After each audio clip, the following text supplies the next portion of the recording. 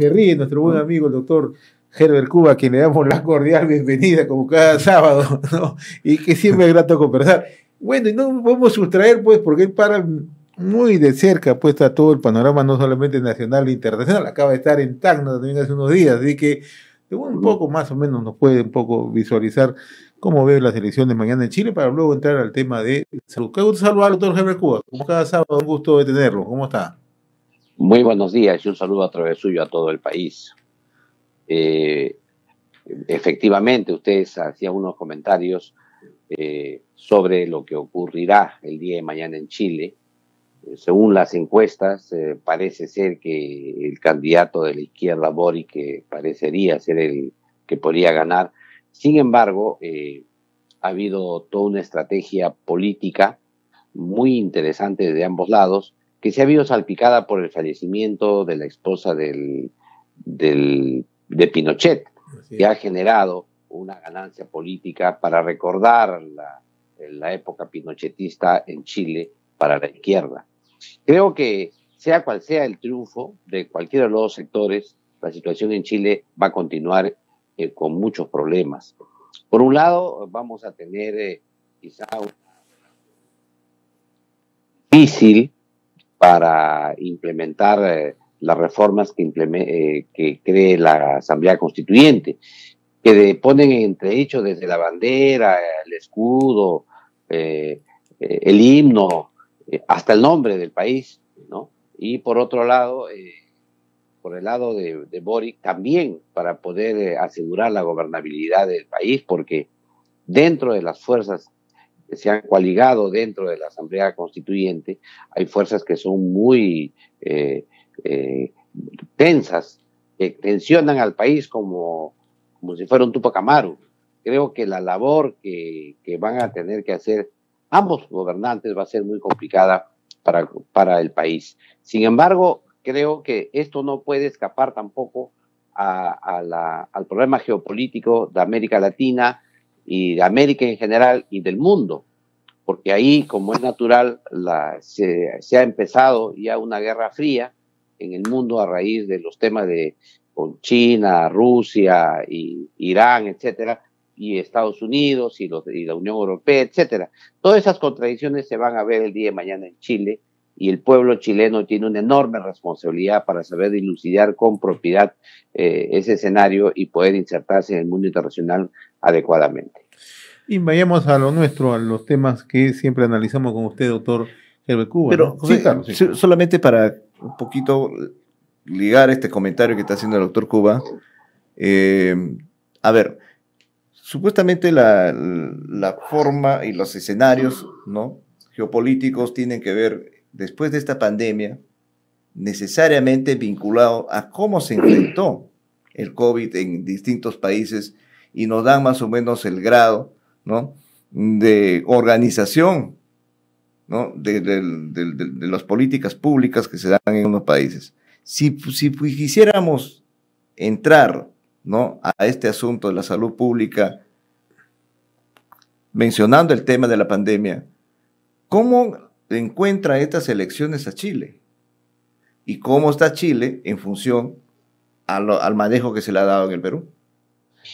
Creo que en Chile se producen tres fenómenos complicados. Uno de ellos, un gobierno de derecha, que es el de Piñera. Segundo, una muy buena logística para el abastecimiento de vacunas, que inclusive nos tomaron la delantera en este tema. Y tercero, un muy mal trabajo comunitario, es decir, un temor hacia la organización popular en Chile para poder combatir la pandemia. Esos tres escenarios son claves a la lucha contra la pandemia. Y miren ustedes pueden ver el reverso. Cuba, un país que ha apostado por la vacunación y por el trabajo comunitario, y no tiene casos. Ha lidiado muy bien contra la pandemia, a pesar que en sus inicios tuvo enormes problemas por el tema del abastecimiento, precisamente de la vacuna, por el bloqueo mundial geopolítico que existe. Entonces, ustedes ven dos escenarios distintos. El otro escenario que tienen ustedes es lo que ocurre en Estados Unidos versus lo que ocurre en China. O sea, dos dos naciones que compiten económicamente en el mundo y geopolíticamente, pero que el tratamiento de la pandemia ha sido distinta. En otras palabras, lo que hemos observado nosotros, como enseñanza mundial, es que el trabajo más importante de la lucha contra la pandemia ha sido siempre el trabajo con la comunidad, con las medidas que todos conocemos de protección contra la pandemia, el distanciamiento social, la mascarilla, el lavado de manos, evitar las aglomeraciones, todos esos temas que sabemos, pero con participación social. Y el segundo aspecto, ligado a esto, tiene que ver con temas ya de gestión empresarial, que, como es natural, la vacunación ha sido uno de ellos, pero además otros equipos que se requieren para luchar contra la pandemia. Interesantes los modelos. Sin embargo, el Perú, en este escenario, ha apostado por un modelo militar hospitalario, de coerción, de compulsivo, en lugar de avanzar en el enfoque comunitario, y efectivamente el resultado ha sido ese, que hemos sido uno de los países que ha tenido la más alta mortalidad en COVID, y además uno de los países que ha ofrendado la vida de más cantidad de médicos y profesionales de la salud por habitante. Ahora, doctor, ¿cómo interpretar esta semana las protestas que se han generado en Ica, ¿no? Lo que se conocen como los antivacunas, ¿no? ¿Qué interpretación tenemos y cuál es la lección que tenemos que sacar de ello? La lección es que seguimos equivocándonos en lo mismo. La desinformación se combate con más información, se combate con evidencias, con demostración de que la vacuna no hace daño. Yo no entiendo por qué el Ministerio de Salud no publica el monitoreo, el seguimiento de los casos, de los eventos supuestamente atribuidos a las vacunas o a los eventos médicos de interés frente a la vacunación en el país. Imagínense si el gobierno diría son 46 millones de vacunados, de los cuales no hemos tenido ningún evento adverso severo, etcétera, la población iría con mucha confianza. Además, la ley le obliga a hacerlo. La ley de vacunación para la pandemia le señala claramente que el gobierno tiene la obligación de hacer un meticuloso monitoreo de la seguridad de las vacunas, es lo que se llama la farmacovigilancia en las vacunas, y debería dar a conocer. Además, debería demostrar que el Ministerio de Salud y el gobierno están preocupados en que la gente le va bien con la vacunación. Pero aquí, lejos de dar esa oferta que es muy interesante, una cosa es decirle a la señora, ¿sabe que a mi vecina le cayó mal la vacuna? Otra cosa distinta es, señores, hemos vacunado 46 millones de seres humanos en el país y de esos 46 no tenemos ningún evento adverso, o tenemos unos cuantos, cuáles eventos adversos han sido, etcétera. Ese es un dato muy interesante que le sirve a la población para tomar sus propias decisiones. Por otro lado, también es importante tomar en cuenta que en el mundo entero se han vacunado igual y llegan mensajes del extranjero, mensajes por las redes sociales de efectos que el gobierno no deslinda, que no aclara, que no hay una información del riesgo en modo adecuado por parte del Ministerio de Salud. Y esta obligación, que la debe tener el Ministerio de Salud, que la debe tener el Instituto Nacional de Salud, no se realiza. Ahora, creo que esta gente que ha protestado en Ica es una protesta que tiene cuatro dificultades. La primera de ellas es que los sectores rurales han sido los que menos han tenido acceso a la vacunación. En segundo lugar, las poblaciones altoandinas, amazónicas, la población originaria, esas son poblaciones que también han tenido serios problemas en el abastecimiento de vacunas. También las poblaciones dispersas, aquellas que viven en localidades muy pequeñitas que están distantes de unas a otras y a veces inclusive sin carreteras y medios de comunicación. Esas poblaciones, cuando van a laborar a estas grandes empresas, dicen, ¿sabe qué? Dame tu carnet de vacunación. Carnet de vacunación que a veces no tienes ni siquiera el aplicativo informático para poder bajar, no tienes un teléfono inteligente, o también, como es natural, no has tenido ni siquiera acceso al internet en la zona o a la electricidad. Yo creo que el gobierno ha intentado resolver de modo compulsivo un tema en modo homogéneo, en modo estandarizado, como si el Perú fuera así. Y ha tenido que retroceder, porque esos 30 días de plazo que ha dado el gobierno va a servir para dos cosas. Primero, para que más gente se vacune, pero segundo, para modificar la norma y decir, señores, si trabajas en agricultura al aire libre, ¿cuál es el problema? Pero eso no es solamente la respuesta. Claro que es el problema, porque va a ir después a su domicilio, de todos modos va a haber aglomeración. Sin embargo, eso el gobierno no ha logrado resolver. Y no ha logrado resolver porque sigue con una mirada, hasta colonialista, diría yo, una mirada desde Lima, uniforme, como si el Perú fuese Lima metropolitana. Y no se tomó en cuenta, doctor Cube, no se tomó en cuenta algunos aspectos fundamentales. Entonces, ¿cómo manejar este asunto? Porque cuando se decreta el uso del carnet de la vacuna, entonces quienes protestan en Ica también es un gran sector que trabaja en las plantas de agroexportación y donde se les va a exigir el carnet de la vacuna porque así está estipulada la norma. Entonces la empresa no puede ir a violar esa norma, ¿no? Porque lo van a fiscalizar. Entonces los trabajadores reaccionan también frente a eso porque no les dan una salida. O sea, el tema es o te vacunas y tienes que tener 2 dosis, ¿no? Y hay gente que, bueno, ha seguido trabajando. De hecho, no me vacuno porque de repente pierdo mi semana y ahora tengo que ponerme una dosis y después de un mes voy a ponerme otra dosis y voy a perder un mes de trabajo. O sea, ya la cosa tiene una reacción de carácter social, ¿no? Ya no es netamente sanitario. Y a estas alturas de la aplicación del carnet de vacuna, adicionalmente, doctor Cuba, ¿cómo usted aprecia esto? ¿Cómo usted ve si esto está teniendo un buen resultado o sencillamente es una medida como tantas que se han dado que no tienen ningún efecto y solamente generan más complicaciones al establecimiento de alguna política de salud en esta pandemia?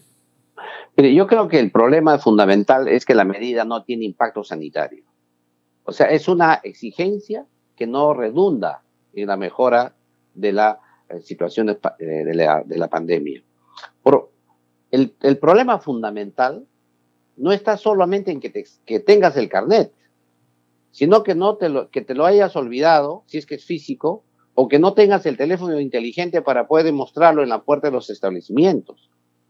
Yo no sé si a ustedes les ha pasado, pero si hay que hacer gestiones en los bancos, si hay que ir a comprar, etcétera, hay que estar pensando no solamente en el DNI, sino también en tener el carnet a mano. Y encima te piden código QR. Y todas esas complicaciones que uno le pone al ciudadano común, que sí es probable que la clase media y la clase alta los tengan eso a mano, no sea para ellos una complicación, pero la gente que usa, más pobre, la gente que ni siquiera tiene acceso a estos teléfonos inteligentes, ni siquiera tiene internet, o vive en las provincias, en las regiones, esta exigencia es absurda. Lo increíble es que el gobierno mismo señala que el 86% de la vacunación, el 86% ya está vacunada, sujeta a vacunación, o sea, lo programado. O sea, con una alta tasa de vacunación, introduces un carnet de vacunación como si el Perú estuviera pues en un 40, 30%. O sea, el impacto que se espera es el mayor acceso que deba tener en los bolsones que no se vacunan, que son precisamente los bolsones con mayor problema de acceso. Como decíamos, las comunidades originales y nativas, las altandinas, las comunidades dispersas, las comunidades rurales, los villorrios, estas son las zonas que tienen mayor problema de acceso a la vacunación y a ellas son a quien castigas con este carnet de vacunación. Y lo ha demostrado esta protesta que se ha tenido en el sur. Ahora, es evidente que la lectura simplista es decir, son antivacunas. Yo creo que la gente protesta porque se le introduce un requisito más para ejercer sus servicios, sus derechos ciudadanos. Además, en estas protestas, con toda seguridad, se suma gente que está vacunada. Se suma gente que no acepta este tipo de requisitos porque les complica la vida. Creo que la solución a este tema pasa por otra estrategia. Y lo hemos señalado, la estrategia más simple para esto es la atención primaria de salud, con enfoque comunitario. Es lo que se tiene que hacer, lo que ha dado resultado en otros países, y he puesto algunos ejemplos. Por eso creo que el gobierno le está generando un problema político al Ejecutivo, que ya de por sí tiene serios aprietos, y encima introduce unas declaraciones que parecen venidas así simples, que dice, también los escolares para vacunarse van a tener que presentar su carnet de vacunación contra el COVID-19. Y además dicen que ya los padres lo hacen cuando vacunan a sus hijos. Y efectivamente en el Perú tenemos 3 tipos de vacunas. Las vacunas que son obligatorias, que están en el calendario, las vacunas que se hacen para grupos de riesgo, ¿no? Para personas que viven en determinadas situaciones, y la tercera son las vacunas voluntarias. Y esta vacuna, según ley, es una vacuna voluntaria. Entonces, ya el Ministerio de Salud dice, señores, esta vacuna contra el COVID-19, que según la ley es voluntaria, va a seguir siendo voluntaria, pero va a ser una exigencia para la matrícula.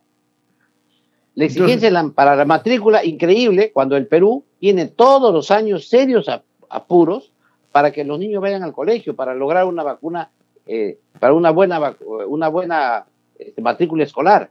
Pero además, doctor Cuba, es contraproducente, porque recién ayer el ministro de Salud ha anunciado que va a haber vacunas para los niños entre 5 y 11 años.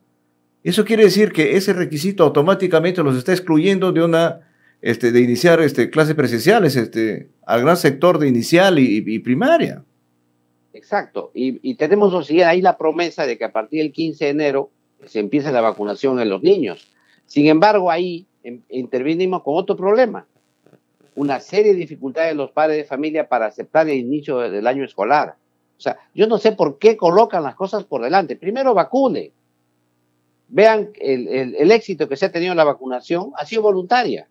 Hemos llegado al porcentaje en que estamos en la vacunación en modo voluntario. Tenemos menos población renuente a la vacunación que muchísimos otros países. Entonces yo creo que esa medida, lejos de favorecer la vacunación, la puede complicar. Ahora, y podríamos estar en marzo con un problema serio, ¿no? ¿Qué pasa con aquellos niños, niñas que no son vacunados?